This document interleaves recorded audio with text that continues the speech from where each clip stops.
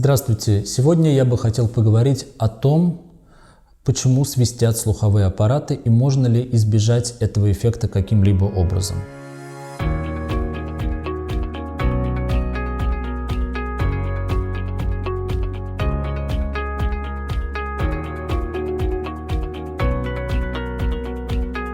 И в самом начале видео мне бы хотелось сказать, что нет, это сделать невозможно. Свистят все слуховые аппараты, даже самые совершенные. Давайте попробуем разобраться, почему же так происходит.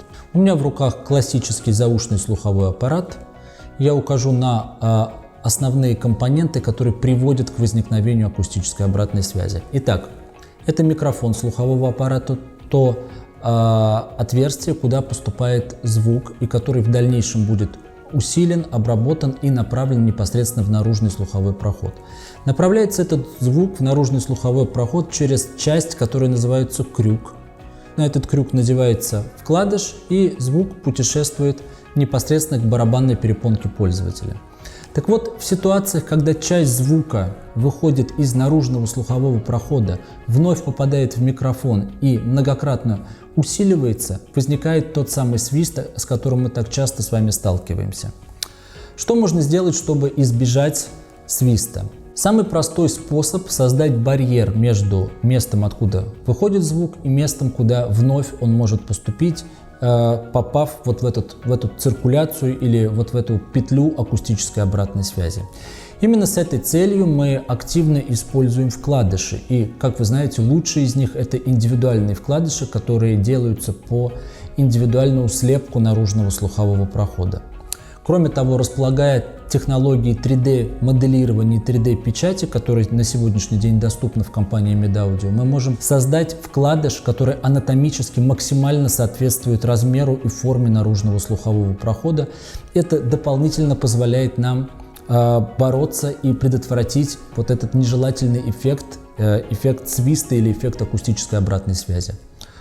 Кроме того, конечно же, будет или не будет свистеть слуховой аппарат, во многом зависит от того, насколько сложные технологии использует непосредственно усилитель слухового аппарата.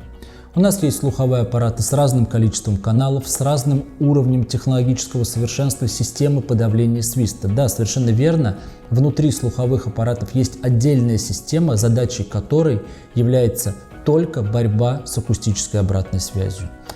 И совершенно очевидно, если мы выбираем более технологичный слуховой аппарат с большим количеством каналов, то и возможность борьбы с акустической обратной связью у нас гораздо больше.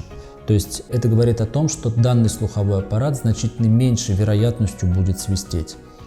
Мы более уверенно можем использовать подобные модели для протезирования внутриушными и внутриканальными слуховыми аппаратами наших пациентов. Это особенно актуально с точки зрения того, что микрофон и звукоизлучатель в данных слуховых аппаратах находятся очень близко, и риск возникновения свиста еще больше, чем в заушных слуховых аппаратах. Мы используем вентиляционные каналы во вкладышах, которые существенно увеличивают комфорт прослушивания, и при этом при наличии уверенной и достаточно совершенной технологии мы по-прежнему можем избежать свиста. Тем не менее, подводя общий итог эффективности борьбы с акустической обратной связью или со свистом на сегодняшний день, мы можем сказать, что сегодня достигнуты колоссальные успехи в этой области. Если сопоставить слуховые аппараты, которые производились 10 лет назад и которые производятся сегодня, мы можем сказать, что проблема почти решена. И в сочетании с качественным индивидуальным вкладышем и правильно подобранным по усилению и акустической конфигурации слуховому аппарату мы можем снизить риск возникновения свиста.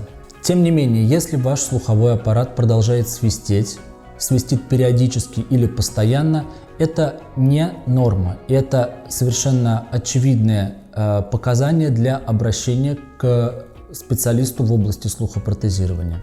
Какие же наиболее общие рекомендации можно дать пользователю в случае, если его слуховой аппарат свистит? Первое, что следует сделать, это проверить, свободен ли наружный слуховой проход.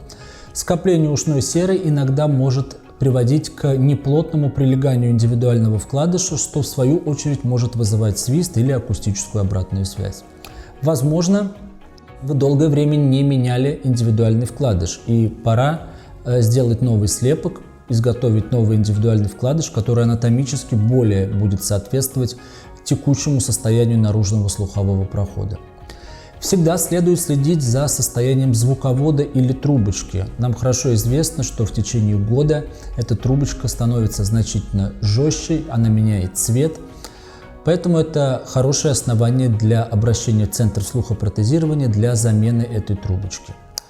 Обратите внимание на состояние корпуса слухового аппарата и на состояние микрофонов. Возможно, пришло время их почистить или просто-напросто протереть щеточкой, которая дается в комплекте к слуховому аппарату, или протереть тканью. В случае, если ни одна из приведенных мной рекомендаций не помогает, однозначно нужно понимать, что свист в слуховом аппарате – это не норма, и следует найти время для обращения в центр слухопротезирования для того, чтобы наши специалисты могли разобраться в ситуации и решить этот вопрос таким образом, чтобы вы могли дальше комфортно пользоваться вашим устройством для коррекции слуха.